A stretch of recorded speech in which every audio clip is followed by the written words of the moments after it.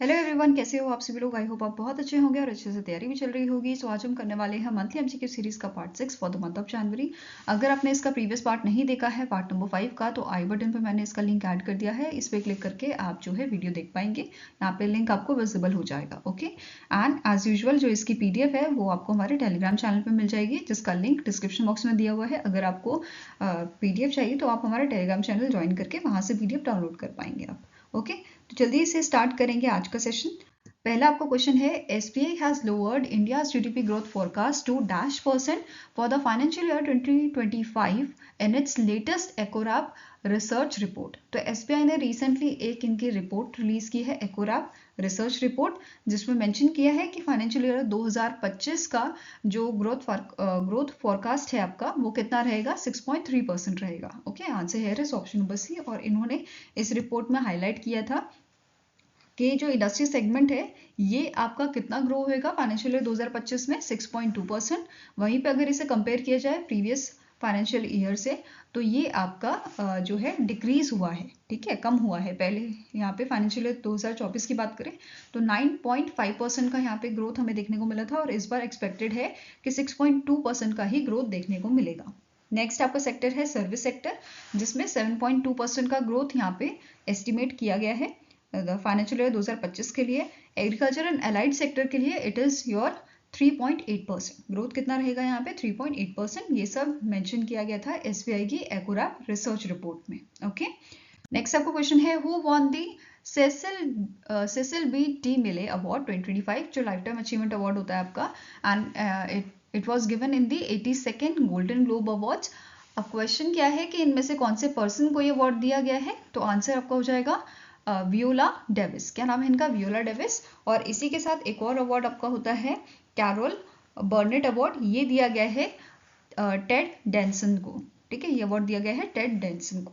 Fine, now 82nd addition की अगर बात करें गोल्डन ग्लोब अवार्ड की, तो ये आपका 5 जनवरी को हुआ था यूएसए में, बेवर्ली हिल्स यूएसए में ये हुआ था। एंड ये अवार्ड प्रेजेंट किसने किए थे, हॉलीवुड फॉरेन प्रेस एसोसिएशन द्वारा इन अवार्ड्स को प्रेजेंट किया जाता है। और इस इवेंट को होस्ट किया था निकी ग्लासर, जो आपके अमेरिकन कॉमेडियन एंड एक्ट्रेस हैं, जिन्होंने इस इवेंट को अकेले होस्ट किया था। And she became the first women जिसने इस इवेंट को होस्ट किया था, ठीक है, सोलो होस्ट किया था इस इवेंट को। फाइन, अब यहाँ पे आप देख सकते हो कैटेगरी और विनर्स, जैसे बेस्ट मोशन पिक्चर के लिए म्यूजिकल और कॉमेडी के कैटेगरी में एमिला पेरेज जो है, इनको ये अवार्ड दिया गया है। बेस्ट मोशन पिक्चर ड्रामा में द ब्रूटलिस्ट को ये अवार्ड मिला है, ब्रैडी कॉर्बेट, ठीक है।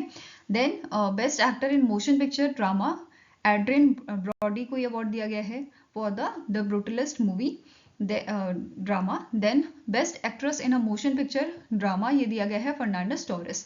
तो ऐसे ही पूरी लिस्ट मैंने यहाँ पे मेंशन की हुई है, आप इसे आराम से वीडियो पॉज करके देख सकते हैं, ठीक है। बाकी यहाँ पे भी अवार्ड्स हैं आपके, जैसे best actress in a limited series और एंथोलॉजी सीरीज, जोडी फॉस्टर को ये अवार्ड दिया गया है for the true detective night country. Best actor in a limited series और एंथोलॉजी सीरीज ये दिया गया है कॉलिन फेरल को for the penguin. Okay, now यहाँ पे नोट करने वाली चीज़ क्या है, जो इंडियन फिल्म मेकर हैं पायल कपाडिया, इनकी जो मूवी है वो डबल नॉमिनेशन यहाँ पे उस मूवी का हुआ था। एक तो बेस्ट मोशन पिक्चर के लिए इनको नॉमिनेट किया गया था for non English language, and best director motion picture के लिए अवार्ड यहाँ पे नहीं मिला है पर नॉमिनेट किया गया था। और रिसेंटली ये आपके न्यूज़ है कि पायल कपाडिया की जो मूवी है All we imagine as Light, इसको नॉमिनेट किया गया है बफ्टा अवार्ड के लिए, ठीक है। कौन सी कैटेगरी में किया गया है, best film not in the English language.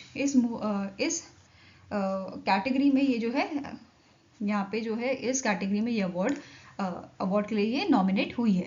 इसके अलावा अभी देखते हैं और कौन से अवार्ड इस मूवी को दिए गए हैं, पायल कपाडिया की जो मूवी है।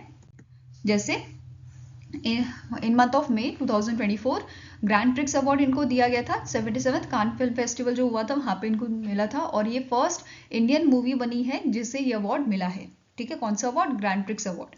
नेक्स्ट है, इस मूवी को एशिया पैसिफिक स्क्रीन अवार्ड दिया गया था, ग्रैंड जूरी प्राइज यहाँ पे इनको दिया गया था। ओके, नेक्स्ट है, इन मंथ ऑफ अक्टूबर इन्हें 2 अवार्ड मिले थे।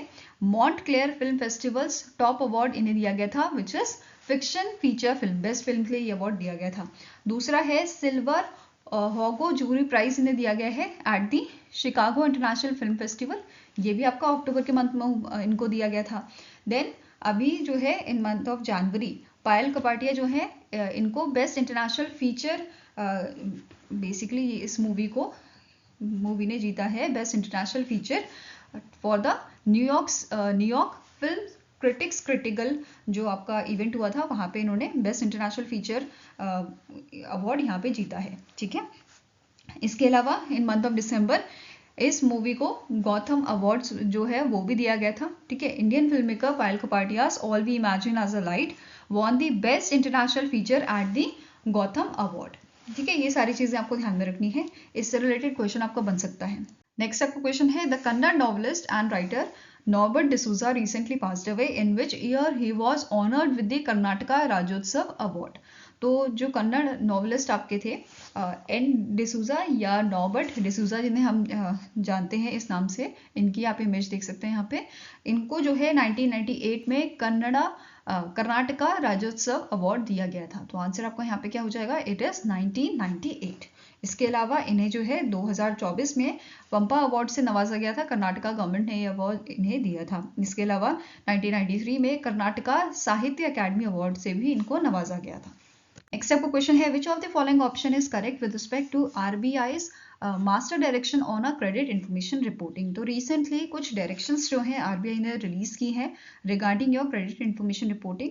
आपको बताना है कौन सा इनमें से करेक्ट ऑप्शन है। पहला स्टेटमेंट क्या कह रहा है, credit information companies are required to notify customers via SMS और email whenever their credit information report is accessed by specified user.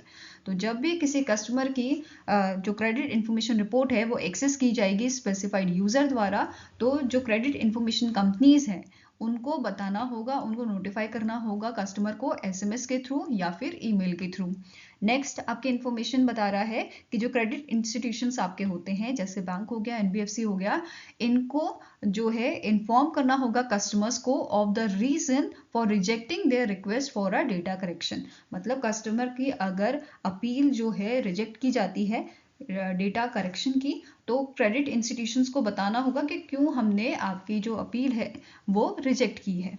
Next है customers are entitled to compensate of ₹100 per calendar year if their complaint is not resolved within the 30 calendar days.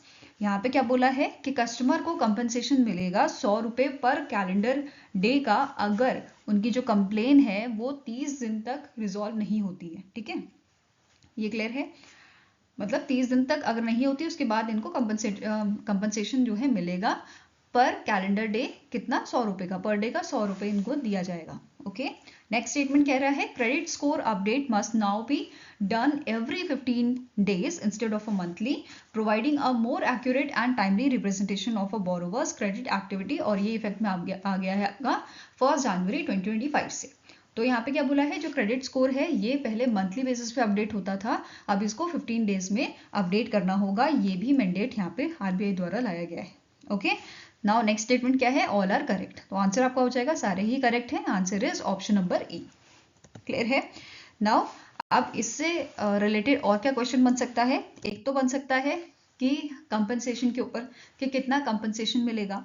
ठीक है, तो as per the RBI master direction on credit information reporting what is the entitlement for customers if their complaint is not resolve within the 30 calendar year. तो answer आपका यहाँ पे क्या है, ₹100 है। ठीक है, इसके अलावा एक और चीज, यहाँ पे हमने क्रेडिट इंफॉर्मेशन कंपनीज की बात करी, तो अब आपको बताना है आरबीआई के साथ कितनी जो क्रेडिट इंफॉर्मेशन कंपनीज हैं वो रजिस्टर्ड है। ठीक है, करेंटली जो है टोटल 4 कंपनीज यहाँ पे रजिस्टर्ड है। कौन कौन सी ये है, क्रेडिट इंफॉर्मेशन ब्यूरो है, ठीक है, CIBIL, then Equifax credit information services private limited, Experian credit information company of India private limited and CRIF High Mark credit information services private limited. Clear है। नेक्स्ट आपको क्वेश्चन है recently in January the SEBI has eased the settlement norms for a brokerage account that remains inactive for over 30 calendar year Earlier, brokers were obligated to identify inactive clients and return their funds within a dash working days. तो recently SEBI ने क्या किया है, इन्होंने जो है changes किए हैं सेटलमेंट नॉर्म्स में. पहले क्या होता था, पहले अगर कोई पर्सन, आप ऐसा समझो कि एक पर्सन है, पर्सन ए, ठीक है, पर्सन ए का एक ट्रेडिंग अकाउंट है. ट्रेडिंग अकाउंट को ही आपका ब्रोकेज अकाउंट बोला गया है, ठीक है. ट्रेडिंग अकाउंट इसका है जिससे ये अपने शेयर जो है सेल या बाय करता है, ठीक है. अब इसने इसमें जो है कुछ अमाउंट, इसने पहले इसका प्लान था कि मैं कुछ XYZ कंपनी के मैं शेयर्स लूँगा. तो इसने क्या किया, 1 लाख रुपीज़ जो है इसमें ट्रेडिंग अकाउंट में इसने रखा, ठीक है. बट बाद में इसका कुछ प्लान चेंज हो गया होगा और ये रखे रखे इसको भूल गया. इसने ना उसे इन्वेस्ट किया और ना इसने रिटर्न उसको मतलब अपने बेसिक अकाउंट में वापस लिया, ठीक है. तो अब यहाँ पे इसके ट्रेडिंग अकाउंट में 1 लाख रुपए है. अब ये अगर पहले का सिनारियो अगर मैं लूँ, फर्स्ट सिनारियो, प्रीवियसली अगर 3 दिन तक ये पैसा ऐसे ही रहता है, ठीक है, तो इस अकाउंट को क्या बोलेंगे, ट्रेडिंग अकाउंट जो है या ब्रोकेज अकाउंट जो है ये आपका क्या है, इनएक्टिव हो गया है. मीन्स इसमें कोई हलचल नहीं दिखी इनको, तो ये बोल दिया कि भाई ये इनएक्टिव है. और 3 दिन के बाद चौथे दिन ये अमाउंट जो है वो रिटर्न कर दिया जाता था आपके जो बेसिक अकाउंट होता था उसमें, ठीक है. अभी यहाँ पे क्या बोल दिया गया है कि सेकेंड सिनारियो क्या है कि अभी जो चेंजेस किए गए हैं नॉर्म्स में कि ये जो इनएक्टिव वाला सीन है, पहले 3 दिन के बाद रिटर्न होता था पैसा, अब क्या होगा, ये इनएक्टिव जो आपका ड्यूरेशन है वो 3 दिन की जगह अब 30 दिन कर दिया गया है. मतलब कि अकाउंट इनएक्टिव कब होगा, जब वो आपका 30 दिन का जो ड्यूरेशन है वो पूरा हो जाएगा या उससे ऊपर. अब यहाँ पे एक और चीज़ में नोट करने वाली है कि पहले होता था आपका 3 वर्किंग डेज. वर्किंग डेज में जो है आपका संडे नहीं होता, संडे इंक्लूडेड नहीं होता. बट यहाँ पे जो नया चीज़ आपको देख रहे हो, it is 30 calendar days. Calendar days में आपका संडे इंक्लूडेड होता है, ये चीज़ ध्यान रखनी है, ठीक है. ये भी संडे भी काउंट होता है, वर्किंग डेज में संडे काउंट नहीं होता है. तो आंसर यहाँ पे क्या हो जाएगा, पहले earlier brokers were obligated to identify inactive client, वो उन्हें चेक करना होता था, आइडेंटिफाई करना होता था इनएक्टिव क्लाइंट कौन सा है. और 3 दिन के बाद जो है उनका फंड जो है रिटर्न कर दिया जाता था उनके बेसिक अकाउंट में. तो आंसर यहाँ पे हो जाएगा option number A, that is 3 working days. अब आप बोलोगे कि आइडेंटिफाई कर लिया भाई 30 दिन के, 30 कैलेंडर डेज से ज़्यादा हो गया. अब यहाँ पे उन्होंने आइडेंटिफाई कर लिया कि ये इनएक्टिव है, तो अब पैसा कैसे यहाँ पे सेटल किया जाएगा. तो जो अगली आपकी अपकमिंग सेटलमेंट डेट होगी उसमें जो है आपका जो है अमाउंट जो है वो आपके बेसिक अकाउंट में सेंड कर दिया जाएगा, ठीक है. ऐसा यहाँ पे बोला गया है. मतलब कि जो आपकी सेटलमेंट डेट होगी मंथली साइकिल की, और ये स्पेसिफाई कौन करेगा, आपका स्टॉक एक्सचेंज जो है, ठीक है. स्टॉक एक्सचेंज का जो एनुअल कैलेंडर है उसके हिसाब से जो अपकमिंग सेटलमेंट डेट होगी उसमें पैसा रिटर्न कर दिया जाएगा जो कस्टमर है उसके बैंक अकाउंट में, उसके सेविंग अकाउंट या उसका जो बेसिक अकाउंट होगा उसमें, ठीक है. एंड ऐसा ही अगर चलेगा तो यहाँ पे क्लाइंट के पास ऑप्शन होगा मंथली और क्वार्टरली सेटलमेंट साइकिल का, ठीक है. नेक्स्ट आपका क्वेश्चन है, in January 2025 micro finance institution network that is MFIN extended the deadline for limiting the lenders to 3 per borrower to dash. तो जो MFIN है, जो माइक्रो फाइनेंस इंस्टीट्यूशन नेटवर्क है, इसने इन मंथ ऑफ नवंबर आपकी जो है इशू की थी, बहुत सारे नॉर्म्स यहाँ पे ये लेके आए थे किस चीज़ के लिए, ताकि जो माइक्रो लोन स्टैंडर्ड इनके हैं वो और स्ट्रिक्ट हो जाए. अब ये चीज़ क्यों, क्योंकि आप सभी को पता है आजकल बहुत सारे लोग ऐसे हैं जो इंस्टीट्यूशन से, फाइनेंशियल इंस्टीट्यूशन जो होते हैं उनसे लोन लेते हैं और वो वापस नहीं करते हैं, डिफॉल्टर हो जाते हैं. बहुत सारे केसेस ऐसे होते हैं. तो इन सब चीज़ों से बचने के लिए माइक्रो फाइनेंस इंस्टीट्यूशन नेटवर्क ने आपके बहुत सारे नॉर्म्स जो हैं वो यहाँ पे रिलीज़ किए थे ताकि ट्रांसपेरेंसी बढ़ जाए और जो इंस्टीट्यूशन है उनको पहले से ही थोड़ा मतलब ये थोड़े आप बोलो थोड़े से अगर हम प्रिकॉशंस लें तो आगे जो डिफॉल्टर होने वाला बंदा है हम उसको पहले ही आइडेंटिफाई कर सकते हैं. तो इस टाइप के कुछ इन्होंने जो है नॉर्म्स रिलीज किए थे मंथ ऑफ नवंबर, वो भी गो थ्रू करेंगे. उससे पहले जो अभी क्वेश्चन है, क्वेश्चन क्या है कि माइक्रो फाइनेंस इंस्टीट्यूशन नेटवर्क ने जो डेडलाइन आपकी थी, किस चीज़ की डेडलाइन, कि लिमिट करने की लेंडर्स टू 3 पर बोरोवर, ये एक्सटेंड कब तक कर दी है, 1 अप्रैल 2025 तक एक्सटेंड कर दी है. वैसे ये लागू आपकी होनी थी 1 जनवरी 2025 से, ठीक है. नाउ नॉर्म्स पढ़ेंगे पहले आपके. तो इन मंथ ऑफ नवंबर पहला जो इन्होंने नॉर्म रिलीज किया था किस चीज के लिए, कि हमारा जो ओवर बोरोइंग और लोन डिफॉल्ट्स है ये कम हो सके, इस चीज के लिए इन्होंने बोला, एमफिन ने रिड्यूस किए नंबर ऑफ लेंडर्स पर क्लाइंट फ्रॉम 4 to 3। पहले कितना था, 4 था, अब इसको रिड्यूस करके 3 कर दिया है, और ये आपका इसके लिए डेडलाइन आपकी कर दी गई है 1 अप्रैल 2025, इसे एक्सटेंड कर दी गई है 1 जनवरी 2025 से। क्लियर है? यहाँ पे ये देखो, आपको ये लिखा हुआ भी मेंशन यहाँ पे किया गया है कि ये अपडेट आपका होना था 1 जनवरी 2025 से, बट अभी से एक्सटेंड करके 1 अप्रैल 2025 कर दिया गया है। ठीक है, नेक्स्ट आपका नॉर्म क्या है कि जो बोरोवर का टोटल लोन अमाउंट है इसको इन्होंने जो है कैप कर दिया है, इसे लिमिट कर दिया है 2 लाख रुपए। ठीक है, जिसमें आपका माइक्रो फाइनेंस लोन और सिक्योर्ड रिटेल लोन दोनों ही शामिल है। तो इन्होंने ये चीज 2 लाख रुपए कर ली है। This will limit excessive borrowing. ठीक है, ये आपका कम करेगा एक्सेसिव बोरिंग और इंप्रूव करेगा फाइनेंशियल मैनेजमेंट को, और साथ में ही जो डिफॉल्ट होने का रिस्क है वो भी कम हो जाएगा। फाइन, नेक्स्ट है, प्रीवियसली जो बोरोवर है, मतलब आप देखो कोई बोरोवर है, उसने 90 डेज तक जो है अपनी पेमेंट नहीं की है, ठीक है, और उसका जो अमाउंट है वो आपका 3000 रुपीज से ज्यादा हो गया है, ठीक है, एक्सीड कर गया है 3000 रुपीज। इन दैट केस इस पर्सन को रेड फ्लैग घोषित कर दिया जाता है। अब इसी चीज से थोड़ा पहले आप ऐसा समझो, अगर ये ऐसा ही चलता रहा तो ये बंदा डिफॉल्ट अपने आप को डिफॉल्टर घोषित कर देगा कि भाई मेरे पास तो है ही नहीं, मैं तो दिवाला हो गया हूँ भाई, है ना। तो ये चीज ना हो, इसको पहले ही आइडेंटिफाई करने के लिए यहाँ पे जो एमफिन है इन्होंने क्या बोला है कि आप पहले ही इन्हें आइडेंटिफाई कर लो। ठीक है, ओवरड्यू पेमेंट्स अगर उन्होंने नहीं की है 60 दिन तक और ये जो अमाउंट है ये एक्सीड आपका हो जाता है, इन दैट केस इसको हम कंसिडर करेंगे डिलिंक्वेंट, मतलब कि इससे ऐसा पर्सन जो आप बोलो कि जो सही से बिहेव नहीं कर रहा है, ठीक है, तो वो हमने पहले से ही उसमें नजर रख ली, 60 दिन 30 दिन पहले ही हम उस पर नजर रख रहे हैं कि 60 दिन तक इसने कुछ हमें पेमेंट नहीं की है और इसका जो अमाउंट है वो भी आपका ओवरड्यू जो अमाउंट है वो भी ज्यादा हो रहा है। ठीक है, तो पहले से ही हम इस पर नजर रख रहे हैं। This will help lenders identify the risky borrower earlier. Okay, next है, इन्होंने क्या बोला है कि जो नॉर्म है ये इंप्रूव करेगा फेयरनेस। ट्रांसपेरेंट फी स्ट्रक्चर का नॉर्म है जिसमें जो आपका सैंक्शन लोन होगा उससे सिर्फ और सिर्फ आपका क्रेडिट लाइफ इंश्योरेंस और ओनली जो फीस आपकी होगी, ठीक है, it will allow only fees and credit life insurance to be deducted from the sanction loan. आपके सैंक्शन लोन से ये दोनों चीजें ही कट की जाएंगी, डिडक्ट की जाएंगी, अदर उसमें से कोई चार्जेस डिडक्ट नहीं किए जाएंगे। इसके अलावा केवाईसी के लिए इन्होंने यहाँ पे क्या किया है, इन्होंने इंप्रूव करने के लिए केवाईसी प्रोसेस को माइक्रो फाइनेंस इंस्टीट्यूशन का ने एम लिया है, एक इन्होंने जो है शपथ ली है कि मार्च 2025 तक ये 50% लोगों के जो पैन कार्ड्स हैं वो लिंक कर देंगे।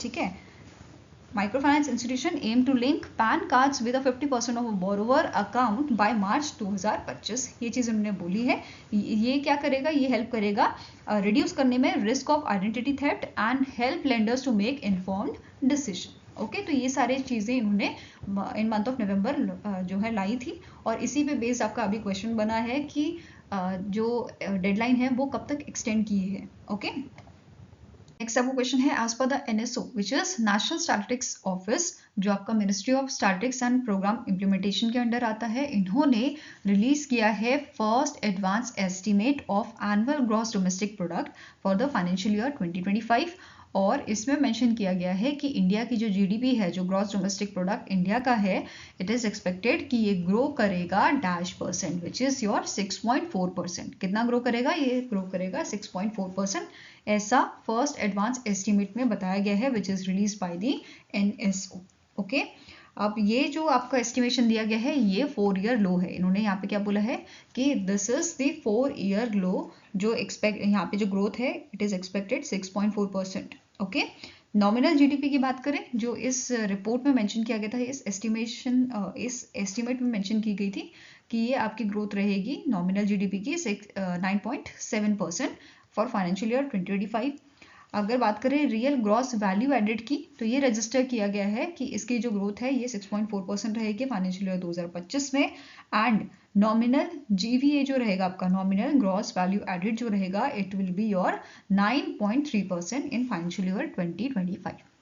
नेक्स्ट आपका क्वेश्चन है which company recently in Jan sign an MoU with the Council of Scientific and Industrial Research National Aerospace Laboratory to innovate in advance air mobility. तो आंसर आपका हो जाएगा it is your Tata Elxsi, जो आपकी subsidy है Tata group की। और टाटा एलेक्सी ने एमओयू साइन किया है CSIR नेशनल एरोस्पेस लेबोरेटरी के साथ, ताकि ये नई एडवांस टेक्नोलॉजी जो है बना सके।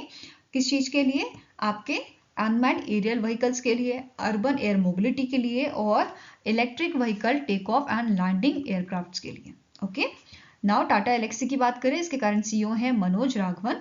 हेडक्वार्टर्स का लोकेटेड है बेंगलुरु कर्नाटका में और इसकी शुरुआत की गई थी 1989 में। नेक्स्ट आपका क्वेश्चन है which of the following option is correct with respect to the recent approval given by CCI। तो CCI ने अभी बहुत सारे अप्रूवल यहाँ पे जो है दिए हैं।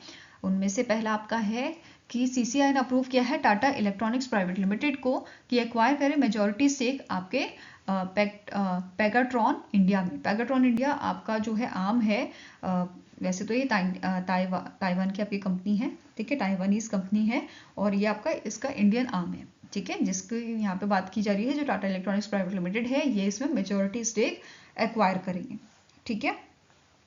और ये कंपनी क्या करती है, ये आईफोन बनाती है और इंडिया से ये आईफोन, मतलब इंडिया में मैन्युफैक्चर होकर ये आईफोन अलग अलग जगहों पे जाते हैं आपके अलग अलग देशों में।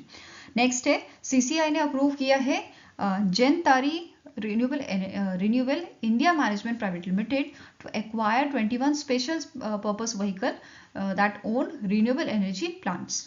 तो इनको जो है Gentari renewable India management private limited को यहाँ पे अप्रूवल दिया है CCI ने कि एक्वायर करेंगे 21 special purpose vehicles on the renewable energy plants that own the renewable energy plant.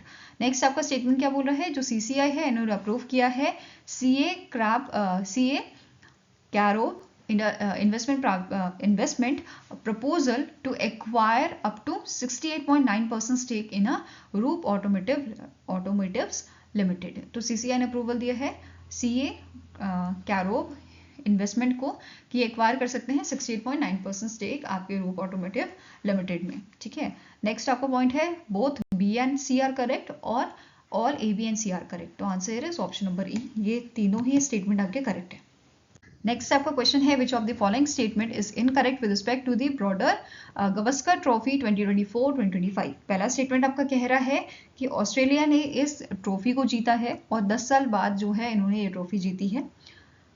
और फाइनल मैच आपका कहाँ पे हुआ था इसका? Sydney cricket ground, Sydney Australia में हुआ था। नेक्स्ट स्टेटमेंट कह रहा है ड्यूरिंग दिस सीरीज इंडिया ने 47 ईयर ओल्ड रिकॉर्ड जो है वो तोड़ा है और ओपनिंग टेस्ट में इन्होंने 295 रन जो है वो बनाए हैं। और ये जो ट्रॉफी आपकी ये 5 मैच सीरीज है जिसमें ओपनिंग टेस्ट में कितने रन बनाए गए हैं इंडिया की टीम द्वारा?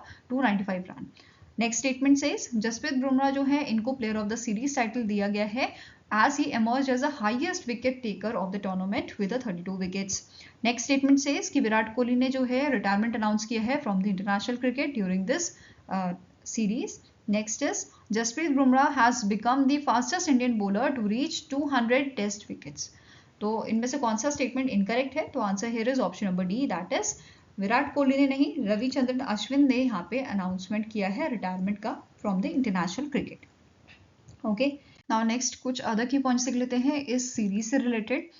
पहला आपका पॉइंट है जसप्रीत बुमराह जिन्होंने 47 ईयर ओल्ड रिकॉर्ड तोड़ा है भीषण सिंह बेदी जी का, क्योंकि जसप्रीत बुमराह ने 32 विकेट्स लिए थे और जो आपके भीषण सिंह बेदी हैं इन्होंने कितने विकेट्स सिक्योर किए थे? 31 wickets during the India tour to Australia जो 1977 से 78 के बीच में हुआ था, ठीक है। इसी के साथ जसप्रीत बुमराह जो है ये फर्स्ट इंडियन बॉलर बने हैं जो player of the series award जिनको मिला है इन दी टेस्ट मैचेस अक्रॉस दी 3 सेना nation which is your south Africa, England, Australia और न्यूजीलैंड। ओके, नेक्स्ट आ जाता है आपका जसप्रीत बुमराह जो है इन्होंने अगेन एक और आपका जो है हिस्ट्री इन्होंने एक बनाई है 7th 5 विकेट हॉल से again in the SENA countries. Okay, and it is equal and it has equal with the Kapil Dev. Okay, next आपका पॉइंट है कि जो बुमराह है ये आपके 4th फास्टेस्ट बॉलर बने हैं जिन्होंने 200 विकेट जो है वो अचीव किया है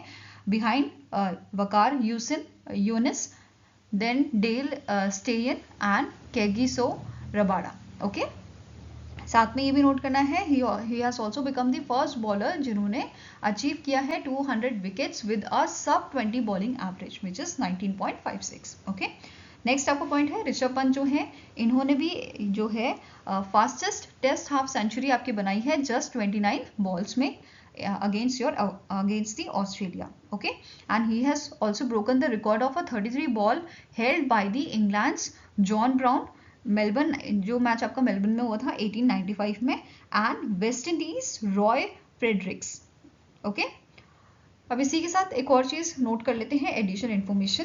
अभी हम बात कर रहे थे आपके बॉर्डर गावस्कर ट्रॉफी की, जो एक इंटरनेशनल टेस्ट क्रिकेट है टूर्नामेंट है जो इंडिया और ऑस्ट्रेलिया के बीच में होता है, और इसका नाम रखा गया था इंडिया और ऑस्ट्रेलिया के फॉर्मर कैप्टन्स के नाम पे, ऑस्ट्रेलिया के एलन बॉर्डर के नाम पे एंड इंडिया के सुनील गावस्कर जी के नाम पे। ठीक है, एंड ये आपकी सीरीज, ये जो टूर्नामेंट था पहला टूर्नामेंट 1996 से 97 के बीच में आपका हुआ था। ठीक है, इस बार वाला आपका नवंबर में स्टार्ट हुआ था और आपका 7 जनवरी तक ये चला था। ठीक है, इसके अलावा जो ये आपकी ट्रॉफी है ये सीरीज में आपके जो 10 मैचेस हैं, टोटल यहाँ पे 17 मैच हुए हैं जिसमें से 10 इंडिया ने जीते हैं और 6 आपके ऑस्ट्रेलिया ने जीते हैं।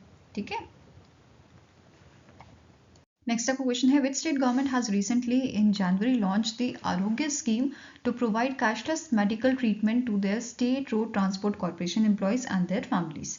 तो इनमें से कौन सा स्टेट है जिन्होंने रिसेंटली आरोग्य स्कीम जो है लॉन्च की है, किस चीज़ के लिए? कैशलेस मेडिकल ट्रीटमेंट प्रोवाइड करने के लिए इनके स्टेट रोड ट्रांसपोर्ट कॉर्पोरेशन के एम्प्लॉयज और इनकी फैमिली के लिए। Okay, it is your Karnataka. ठीक है, कर्नाटका गवर्नमेंट ने ये लॉन्च किया है और इन्होंने बोला है आने वाले 3 महीनों में ये स्कीम जो है बैंगलोर मेट्रोपॉलिटन ट्रांसपोर्ट कॉर्पोरेशन जो है इनके लिए भी लाई जाएगी, north western Karnataka road transport corporation के लिए लाई जाएगी और कल्याणा कर्नाटका रोड ट्रांसपोर्टेशन कॉर्पोरेशन के लिए लाई जाएगी। ठीक है, अभी ये Karnataka state road transport corporation के लिए लाई गई है और फर्दर इसको 3 महीनों में इन तीनों ऑर्गेनाइजेशंस के लिए भी लाया जाएगा। अब बात करते हैं इस स्कीम की।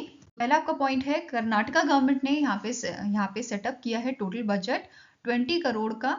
ठीक है, 20 करोड़ का यहाँ पे बजट उन्होंने सेट किया है हर साल के लिए और बोला है कि 5% से ये हर साल बढ़ेगा। ठीक है, अब इस स्कीम के तहत जो आपके कर्नाटका के स्टेट रोड ट्रांसपोर्ट कॉर्पोरेशन के एम्प्लॉयज हैं उनकी सैलरी में से 650 पर मंथ यहाँ पे डिडक्ट किए जाएंगे और हर साल ये अमाउंट जो है वो आपका 50 रुपये बढ़ेगा। जैसे यहाँ पे 5% एनुअली इनका बजट बढ़ रहा है, ऐसे ही ये 50 रुपये इनका हर साल बढ़ेगा। फिर यहाँ पे क्या बोला है, जो इनपेशेंट ट्रीटमेंट यहाँ पे होगा, ट्रीटमेंट एक्सपेंसेस जो होंगे उसकी कोई लिमिट नहीं है और इसमें आप इलाज करवा सकते हो। आई केयर, डेंटल, आयुर्वेदिक, प्रकृति, यूनानी एंड होम्योपैथी सारे यहाँ पे आपके जो है इलाज इसमें कवर किए गए हैं। इसके अलावा एलिजिबिलिटी क्या होनी चाहिए कि जो पर्सन है वो आपका कर्नाटका का रेजिडेंट होना चाहिए और एम्प्लॉय होना चाहिए Karnataka state road transport corporation का। ठीक है, मेडिकल ट्रीटमेंट कवरेज यहाँ पे आपका अप टू 5 लाख तक का कवर किया जाएगा। और इस स्कीम के लिए जो ये ऑर्गेनाइजेशन है, इस ऑर्गेनाइजेशन ने MOU साइन किया है 275 हॉस्पिटल्स के साथ एंड 4 डायग्नोस्टिक सेंटर के साथ to offer cashless in patient and out patient department treatments के लिए। ठीक है, अब स्टार्टिंग इन्फॉर्मेशन अगर कवर करें तो Karnataka state road transport corporation जो है इसका हेडक्वार्टर आपका बेंगलुरु कर्नाटका में है लोकेटेड और इसके चेयरमैन जो है इनका नाम है SR श्रीनिवासा। ओके, नेक्स्ट आपको क्वेश्चन है इन Jan 2025 the Union Minister Ashwini Vaishnav inaugurated the National Institute of Electronics and Information Technology, that is NIELIT, deemed to be university at the 12 location at an event जो आपका गुवाहाटी असम में हुआ था। Now question here is कि इस event के दौरान NIELIT university ने एक MOU साइन किया है किस चीज से रिलेटेड, एनहांस करने के लिए सेमीकंडक्टर स्किल डेवलपमेंट इकोसिस्टम को इंडिया में। कौन सी ऑर्गेनाइजेशन के साथ? तो it is your Tata electronics private limited. Tata electronics private limited के साथ ये MOU साइन हुआ है। क्लियर है?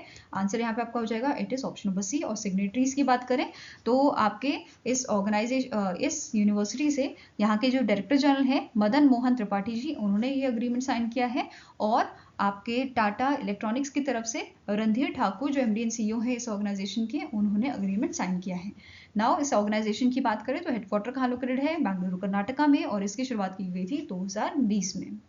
नेक्स्ट आपका क्वेश्चन है, the union minister Amit Shah has recently in Jan launch the Bharatpol portal to streamline the process for law enforcement agencies in India to seek international assistance through Interpol in criminal matters.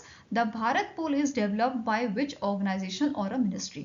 तो इनमें से कौन सी ministry है या organisation है जिसके द्वारा भारत पोल को डेवलप किया गया है? भारत पोल क्या है? एक पोर्टल है जिसके थ्रू रियल टाइम बेसिस पे हम इंफॉर्मेशन शेयर कर पाएंगे इंटरपोल के जो आपके ऑफिसर्स हैं उनके साथ। फॉर एग्जांपल कोई क्रिमिनल है XYZ, वो इंडिया से आपका कनाडा चले गया, बहुत बार नाम ही सुना होगा आपने पन्नू का, ठीक है? तो उसके बारे में अगर हमें इंफॉर्मेशन शेयर करनी है कनाडा के आपके मतलब ऑफिसर्स के साथ, तो इंटरपोल जो है एक इंटरनेशनल लेवल का आपका ऑर्गेनाइजेशन है, आप बोल सकते हो, जो बेसिकली डील करता है ऐसे क्रिमिनल्स पे जो अपनी कंट्री छोड़ के दूसरी कंट्री चले गए हैं। तो उसके बारे में अगर इंफॉर्मेशन शेयर करनी है, पता लगाना है, तो ये सब चीज़ें इंटरपोल करता है इंटरनेशनल लेवल पे। ऐसे ही इंडिया में इन सब चीज़ों के लिए ही इंफॉर्मेशन शेयर करने के लिए भारत पोल नाम से एक पोर्टल लॉन्च किया है। अब इससे क्या होगा, रियल टाइम बेसिस पे चीज़ें शेयर की जा सकेंगी। फॉर एग्जांपल अगर मेरे को पुराने मेथड्स की बात करें तो शुरू में जो है आपका लेटर से चीज़ें कम्युनिकेट की जाती थी, फिर फ़ोन आया, फिर आप अगर आपको चीज़ें भेजनी है आप ईमेल का यूज़ करते हो या फिर आप जो है फैक्स करते हो। तो अब यहाँ पे डिजिटली चीज़ें जो है रियल टाइम बेसिस पे पहुँचाई जा सकेंगी, ठीक है? तो इसके लिए भारत पोल नाम का पोर्टल लॉन्च किया है अमित शाह जी ने। क्लियर है? नाउ अब बनाया किसने है, डेवलप किसने किया है? It is CBI, central bureau of investigation ने जो है इसको आपका डेवलप किया है, ठीक है? अब यहाँ पे क्योंकि जो सेंट्रल ब्यूरो ऑफ इन्वेस्टिगेशन है, जो CBI है, वो हमारी नेशनल सेंट्रल ब्यूरो है, इसी वजह से ये इस पोर्टल को मैनेज भी करेगी। ओके, नाउ एक और चीज़, अगर हम बात करें स्टैटिक इन्फॉर्मेशन की, इंटरनेशनल क्रिमिनल पुलिस ऑर्गेनाइजेशन की, इंटरपोल की, तो इसके सेक्रेटरी जनरल कौन है? इनका नाम है वेल्डेके यूरिजा, जो ब्राज़ील से बिलोंग करते हैं, और हेडक्वार्टर्स का कहाँ लोकेटेड है? It is located in the Lyon, France, और 1923 में इसको स्टैब्लिश किया गया था, ठीक है?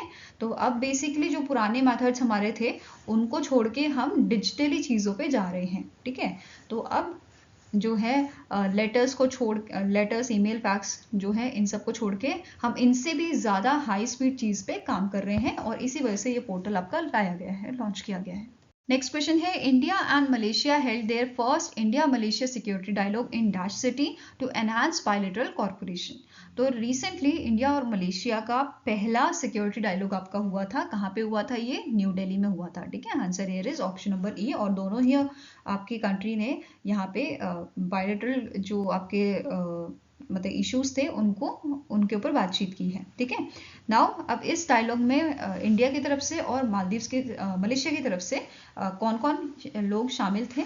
तो अजीत डोभाल जी, जो नेशनल सिक्योरिटी एडवाइजर हैं इंडिया के, ये इस डायलॉग में शामिल थे इंडिया की तरफ से। एंड जो आपके मलेशिया के डायरेक्टर जनरल हैं of a national security council, जिनका नाम है राजा डाटो नुशीरवान बिन जैनल अबिदिन, ये मलेशिया की तरफ से यहाँ पे शामिल थे, ठीक है? अब स्टार्टिंग इन्फॉर्मेशन देखें मलेशिया की, तो इसके PM करंटली है अनवर बिन इब्राहिम, कैपिटल है कुआलालंपुर, और करेंसी क्या है? Malaysian ringgit.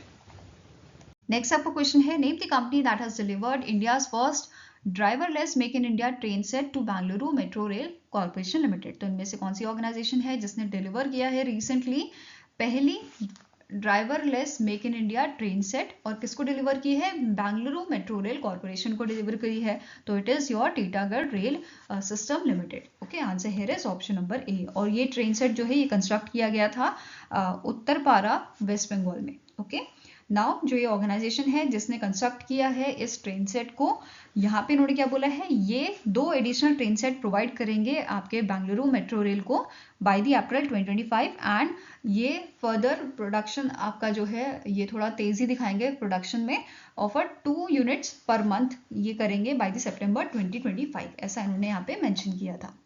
नेक्स्ट आपका क्वेश्चन है, how much funding has been allocated to the multi donor trust fund by the global energy alliance for people and planet in partnership with the international solar alliance that is ISA।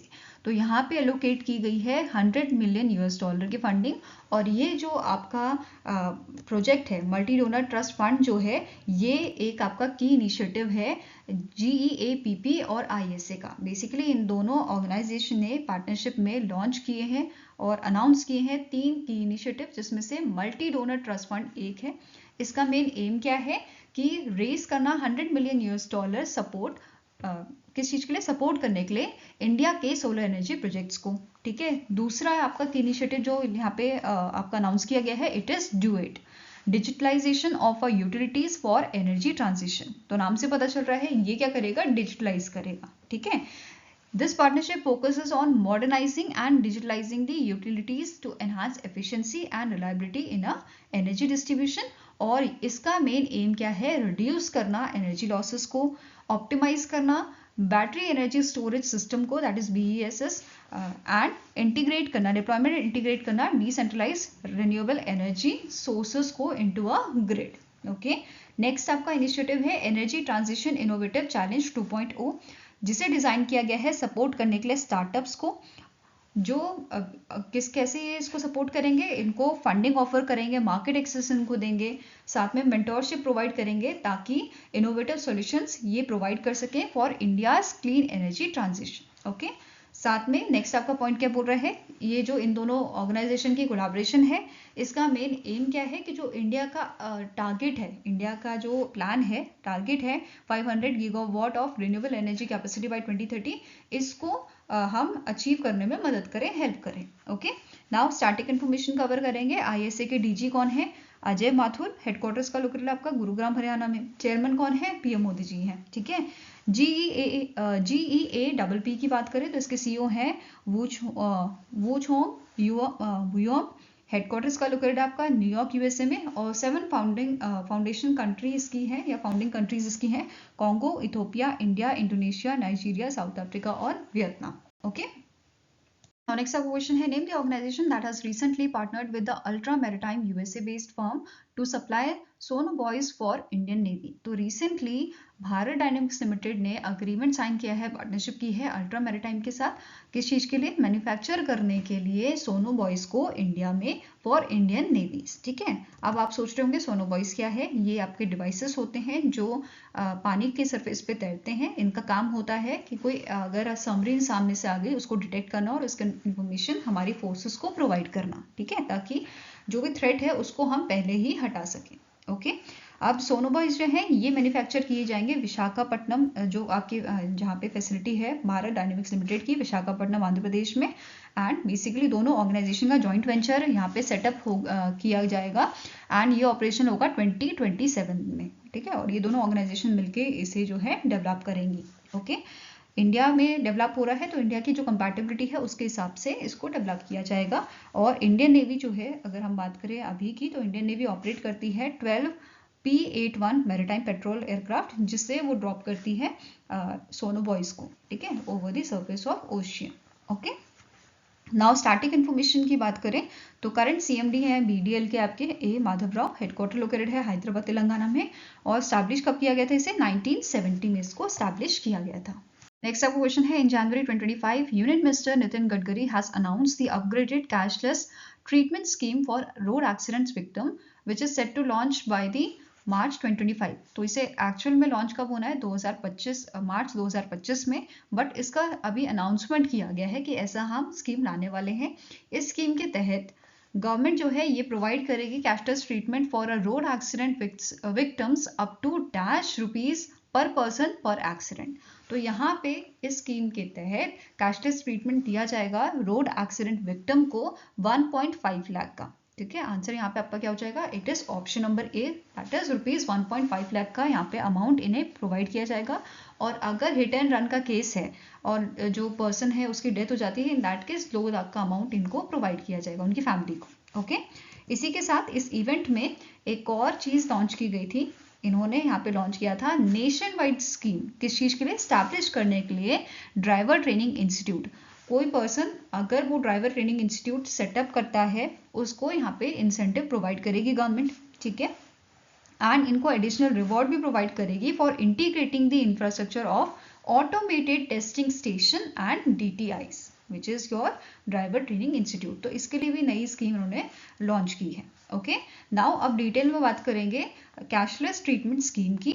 तो पहला आपका point क्या बोल रहा है, government ने decide किया है कैशलेस ट्रीटमेंट ये अप टू 1.5 लाख पर पर्सन पर एक्सीडेंट प्रोवाइड करेंगे फॉर मैक्सिमम 7 days एंड जो अगर एक्सीडेंट जो हुआ है उसको पुलिस में रिपोर्ट करना होगा विद इन 24 आवर्स। तो ये कंडीशंस हैं।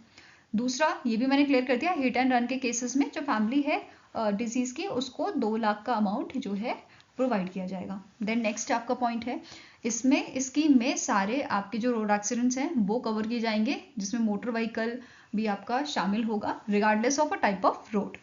नेक्स्ट पॉइंट है, अब इम्प्लीमेंट कौन करेगा इस प्रोग्राम को, नेशनल हेल्थ अथॉरिटी इसे इम्प्लीमेंट करेगी in coordination with police, hospitals and state health agencies. ठीक है, साथ में ही यहाँ पे मेंशन किया गया है इस प्रोग्राम के तहत हेल्थ बेनिफिट पैकेजेस प्रोवाइड किए जाएंगे ट्रॉमा एंड पॉलीट्रॉमा केसेस को, जो एलिजिबल विक्टिम्स होंगे उनको। ठीक है, जो हॉस्पिटलाइज किए जाएंगे accredited under the Ayushman scheme.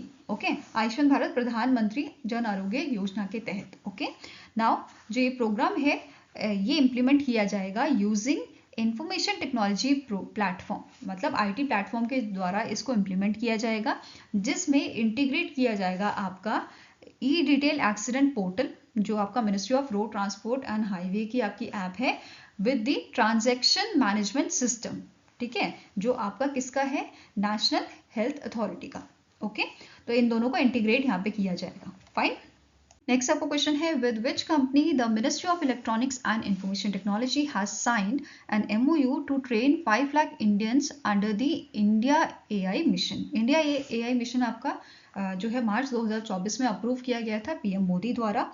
ठीक है, और इसका बजट कितना था, 10,371.92 करोड़ का बजट इसका आपका अप्रूव किया गया था 5 साल के लिए। ठीक है, इम्प्लीमेंट कौन कर रहा है, इंडिया AI जो आपका इंडिपेंडेंट बिजनेस डिवीजन है ये इसे इम्प्लीमेंट करता है और इसके 7 की पिलर्स हैं। ठीक है, ये बेस्ड है आपका 7 की पिलर्स पे which is India AI compute capacity, India AI innovation centre, India AI database platform, India AI application development initiative, India AI future skill, India AI startup financing, safe and trusted AI। इस ये 7 आपके की pillar पे based है आपका India AI mission. ठीक है, अब क्वेश्चन पे वापस आते हैं।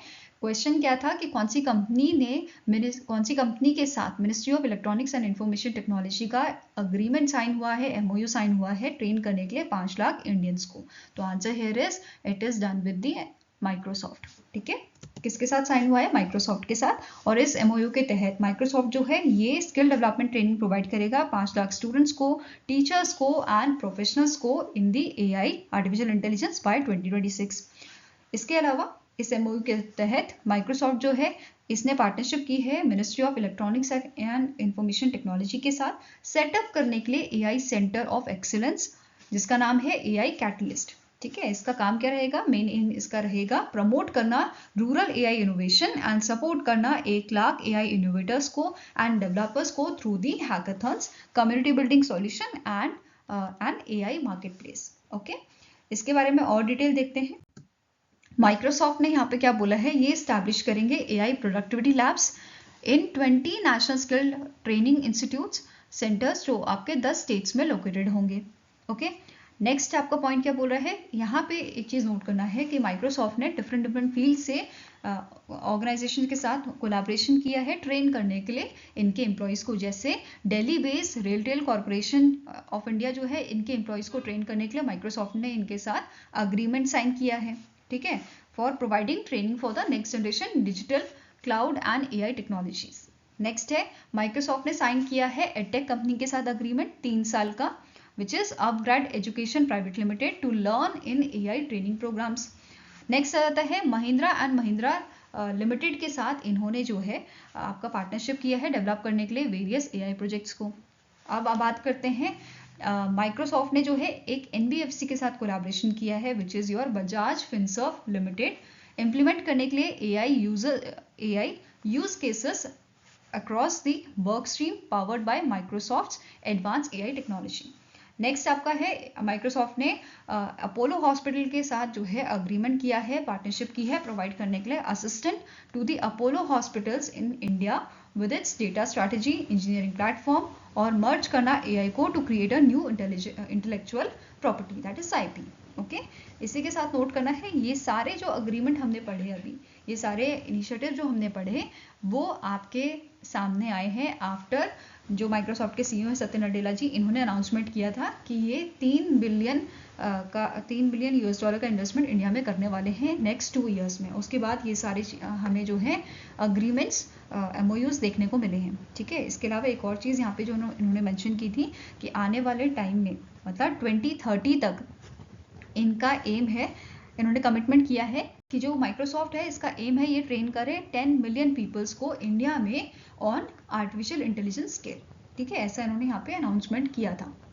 नेक्स्ट आपका क्वेश्चन है who is appointed as the 11th chairman of ISRO Indian space research organisation and secretary of a department of space. तो इनमें से कौन से पर्सन है जिनको रिसेंटली अपॉइंट किया गया है इसरो का 11वां चेयरमैन? तो आंसर है is option number A that is V Narayan, और इन्होंने रिप्लेस किसे किया है? एस सोमनाथ को इन्होंने रिप्लेस किया है। ठीक है, यहाँ पे आप जो है इनकी इमेज देख सकते हैं। इनका टर्न्योर आपका 2 साल का रहेगा और currently he is also serving as a director of a liquid proportional system propulsion system centre जो आपका केरला में लोकेटेड है। अब बात करें अवार्ड्स की तो इन्हें ASI अवार्ड भी दिया गया है for rocket and related technologies, a gold medal for a astronautical society of India. Next है नेशनल एरोनॉटिकल प्राइज इन्हें दिया गया है by the aeronautical society of India द्वारा। एंड अब बात करें स्टैटिक इन्फॉर्मेशन की, इसरो का हेडक्वार्टर कहाँ लोकेटेड है? बेंगलुरु कर्नाटका में, और इसे स्टैब्लिश किया गया था 1969 में। ओके, नेक्स्ट आप बात करेंगे नेशनल और इंटरनेशनल डे की। तो 6 जनवरी को हम ऑब्जर्व करते हैं world day of war orphans, ऐसे बच्चे जिनके माता या पिता या दोनों ही वॉर में ख़त्म हो जाते हैं, उनकी डेथ हो जाती है, उन बच्चों के लिए ये दिन जो है ऑब्जर्व किया जाता है world day of war orphan. Okay, next आपका अर्थ रोटेशन डे, इसको हम ऑब्जर्व करते हैं 8 जनवरी को, और इस दिन जो है एनिवर्सरी आपकी ऑब्जर्व की जाती है French physicist Leon Foucault scientific demonstration जिन्होंने दिया था 1851 में अर्थ के रोटेशन का। ओके, आई होप गाइस आपको ये वीडियो पसंद आया हो। पसंद आया तो लाइक एंड शेयर जरूर कीजिएगा और हमारे साथ जुड़ने के लिए हमारे चैनल को सब्सक्राइब कीजिएगा। अगर आपके कोई सजेशन है तो आप हमें मेल कर सकते हो या फिर आप हमें कमेंट सेक्शन में लिख सकते हैं। तो मिलेंगे ऐसे ही नेक्स्ट वीडियो के साथ। Till then take care, have a nice day and all the best for your preparations.